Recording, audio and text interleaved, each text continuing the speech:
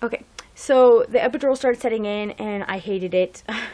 My legs got heavier and heavier, and the way he did it though, my stomach was numb, and my thighs were numb. I could feel like my feet and like the bottom part of my legs, I could move them, and then I could feel the pressure still from the contractions, because it was like pressing on my back too, and so I knew when they were happening still, but it wasn't like excruciating. So I was having that, and I'm just like trying to relax, and then my doula tells me, she has a doctor's appointment that morning, and she thought, well, since they checked me after they did the epidural, and I was like a 4 or something, and so they were like, okay, well, that's going to be a while before anything happens. And so she was like, I'm going to go to this doctor's appointment and then come back, and you guys can rest, and you'll be well rested, and it'll be hours before anything happens. And so we're like, yeah, we're thinking, oh my gosh, it's going to be like 6 more hours, 7 more hours, maybe longer, because I'm progressing so slow. So she left, and then I got really upset because I could not get comfortable. And so they kept coming in and helping me turn, because they have to help you. Like 3 people have to help turn you and try to get you comfortable. But I don't know how to explain it. You can't feel your legs like where they are, and so you can't adjust them correctly to be comfortable. It was just awful. And so I couldn't get comfortable, and I was still having this like pressure from the contractions. And before my doula left, she said, you need to press. They give you like a button to like dose it up again, because it wears off after an hour and a half, and then you press the button as needed, and it gives you more. So that way the epidural is not just running. You're not just like dead, like paralyzed, numb the whole time, and so you can have it less or more as you need it. So she's like, you need to dose it again so you can sleep, because it's going to be a really long time. So I did, but it didn't do anything, which was fine with me. I was just trying to relax or whatever, even though I hated the way my legs felt, and it was giving me like an anxiety attack. I know that sounds ridiculous, but I just hate that, like a sleep feeling where it almost hurts. And so so that I hated that feeling. It was so like I'm trying to distract my mind from it, but I couldn't. So me and Chris are just talking, and we're talking about what happened with the epidural and how it was crazy, and we can't believe that just happened. And then all of a sudden he tries to lay down and relax, and I'm trying to sleep. I'm trying to like listen to music and calm down. And then all of a sudden I felt like this downward like pressure. And then I was like, okay. And then the next contraction came, and it was like downward pressure again. And I'm like, well, that's weird. Like, it kind of feels like, this is TMI. It kind of feels like I have to, like, poop or something. Like, maybe I should tell someone so I don't, like, have to poop all over myself or something. Like, all over the place. And so it was weird because I felt that. And I was like, I told Chris, I'm like, it kind of does feel like I need to poop or something. And it's really weird, like, this downward pressure. And then the next contraction hit, and I feel the baby move down, like, a whole bunch. And all of a sudden, I have to push. And every contraction, my body's uncontrollably pushing, and the nurse runs in, and she said either the baby is in your birth, like the baby's heart rate dropped drastically, and also all these people are coming in the room, and she's like, either the baby's in your birth canal or something's wrong, and and I'm like, oh my god, because like that's really scary. And I was like, no, I definitely felt something move down. So I wasn't like too nervous that something was wrong, but I didn't know, obviously. And so she quick grabs some exam gloves and tries to check. And she's like, I can't even check you. Like, the baby's head is right there. I'm like, oh my God, I'm fully dilated. And it had been an hour since I was 4 centimeters. So that was insane. So I'm like, Chris, call Dion. So that's my doula's name. So quickly he calls her, and she's like, oh my god, and I'm gonna rush over immediately. So she sorry, my hair, if I keep messing with it. So she rushes back, and they're like, we gotta get the doctor here and stop pushing. They tell me to stop pushing. I don't know if anyone else has experienced this, but when your body is pushing on its own and there is nothing you can do to stop pushing, I had to stop helping my body push at that point, even though it took everything in me not to. And this was when hypnobirthing became helpful again. I was doing my sleep breathing and just kind of focusing out into like my happy place to try to not push, and that really helped until they got there. And then right before the doctor got there, they had me do some practice pushes, but it got too close that I had to stop because I was doing so well pushing, because I could feel all the pressure and I could feel what I was doing. A lot of people, when they have an epidural, when it's like dosed all the way, because mine had worn off basically, but you can't feel what you're doing. So they do like the coached pushing, and they go that 1, 2, 3, 4, 5, you know, and they go push, push, push, and like whatever. Good job.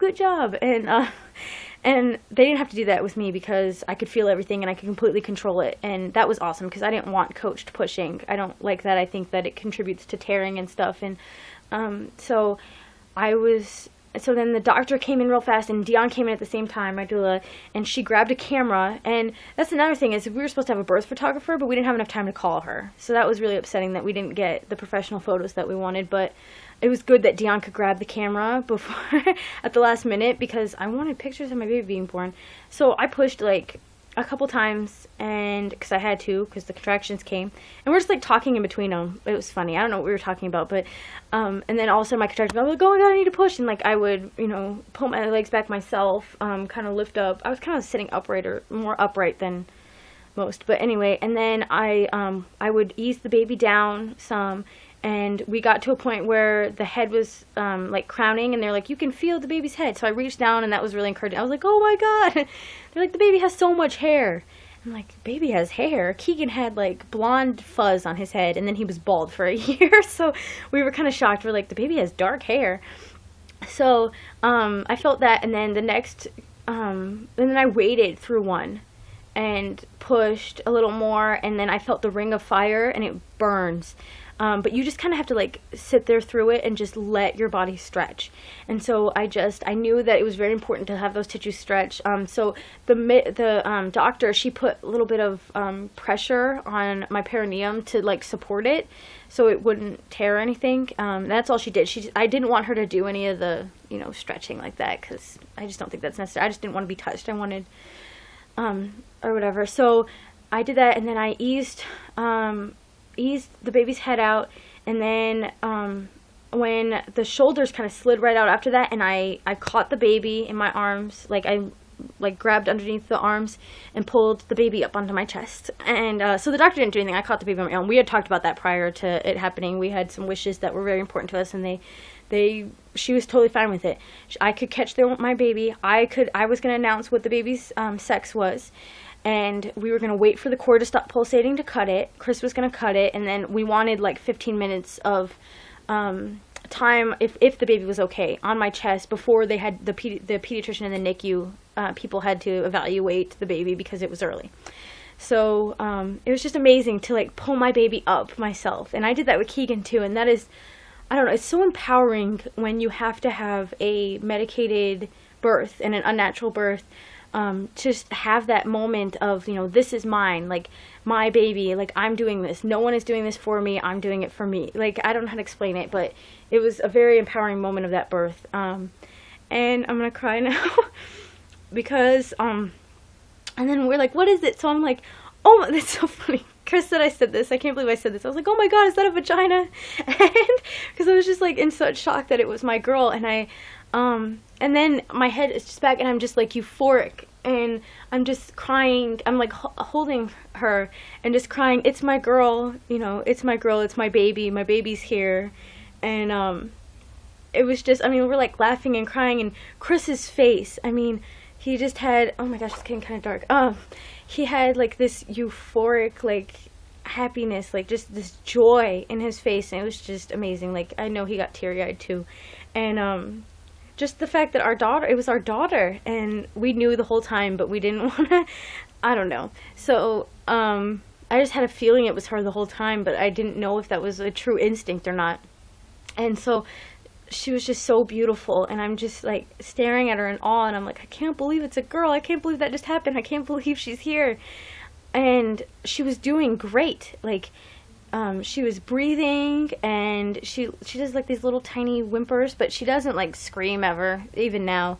And so I held her skin to skin for a while, and then they were like, oh, well, now we need to evaluate her.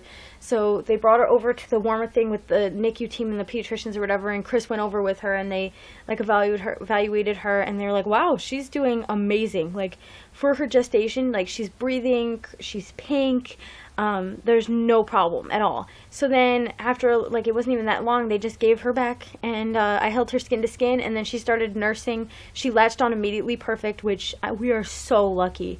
like, I know so many people have so many issues with nursing, even with full-term babies, and preterm babies usually have a lot more trouble. And she didn't, like, she just nursed for like 2 hours. She's like kept nursing and nursing and cuddling me on my chest, and it was just amazing. And so that was what happened. We had no problems. I had the placenta, or I gave birth to the placenta, and they put it in a bucket thing for us, and my doula took it. I don't know if I told you guys I was doing placenta encapsulation. My doula took it from me, and she's a placenta encapsulation specialist, and she dehydrated it and put it in pills, and I'm consuming that now. It prevents like the blues and postpartum depression, helps your milk supply. It kind of I don't know, all other mammals consume their placenta, and I don't know. I just think that is important, and all my friends call them happy pills that have done them and love it and really found a lot of benefits from it. So I thought it was very important that I do it this time, especially with what happened. I don't know how stable my mood is going to be and everything. So anyway, so she took that, and then, so we just like kind of, I mean, she was perfect and healthy, and we didn't have to stay that long in the hospital. We only stayed the 48 hours. We had one scary episode where she was getting her bath the next day. I wanted the vernix to have the cheesy substance that's covered on them a while to like soak in and make her skin soft and good, and it's healthy for them. So I didn't want them to do the bath right away. So the next day we were trying to do the bath on the bed, it's like a sponge bath.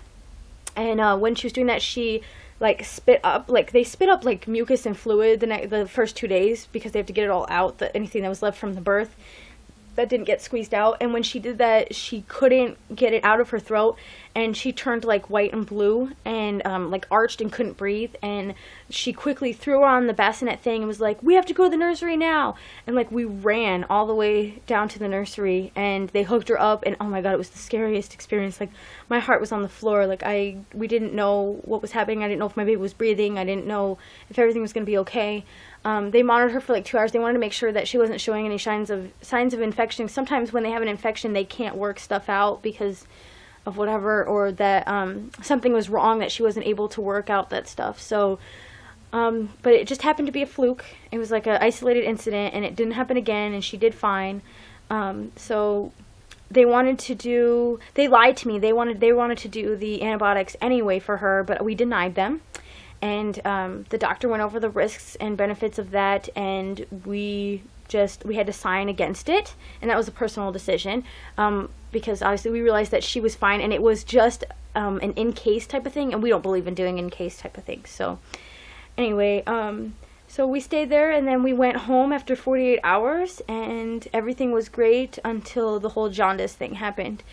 She's been nursing great, though. I mean, the only thing is that she's extra sleepy because of being premature, and because, yeah, I mean, she's just a peaceful baby anyway. She doesn't cry much unless she just like whines if she needs something, and then she's fine. She's not, which is crazy for us because we had a colic. Keegan was colic because of his milk allergy, and so to have a baby that can be happy is just kind of blowing our mind. But yeah, she was born at 11:14. Sorry, my nose. That was sexy. Anyway, she was born at 11:14 a.m. Forgot to say that. She was 5 pounds 8 ounces and 18.5 inches long. Her head was 12.5 inches. I didn't tear at all because of the way that I eased her out and how small she was. Because Keegan was 8'2", so you can imagine the difference in that. That's like 3 pounds difference, which is crazy. But yeah, despite being being small, she's like, healthy and doing well. And it was just, gosh, it was, for the way I'm feeling about it now is I guess sometimes I get to a point where I'm really sad and I think about all that we missed out on with the home birth and all the stuff that I wanted that couldn't happen. But then I'm also like kind of at peace with it because I mean, my baby's healthy and okay, and I'm okay, and despite what happened, and despite the fact that we had to have a hospital birth, even though that wasn't what we wanted at all, it went amazing for a hospital birth. Yes, I ended up with drugs, which I didn't want, and yes, it was a Pitocin-induced birth, But even despite that, I mean, we got to wait to cut the cord. I got to catch her myself. She was perfectly healthy. I mean, it was beautiful, despite being in the hospital. And I guess I'm just like really grateful for that. And I'm sorry. I'm really happy that everything turned out okay. And sorry, I got like my emotions are all over the place these days. But I mean, our little miracle. So I mean, sorry. You all know what we went through to get to this point. And to have like a healthy baby now is just amazing. And like all of it was worth it. So yeah. And we just love her, and she's just such a doll. She's so beautiful, and she's such a good baby, and we're just enjoying her so much. Keegan loves her, and so I think I'll do a breastfeeding update soon, and maybe a postpartum update again soon, but oh, sorry for the waterworks.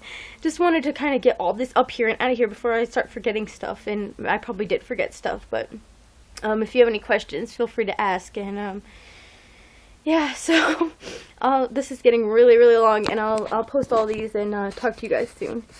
Here is baby girl. She's sleeping on the breast friend on my lap. Cecily. Okay, see you guys later.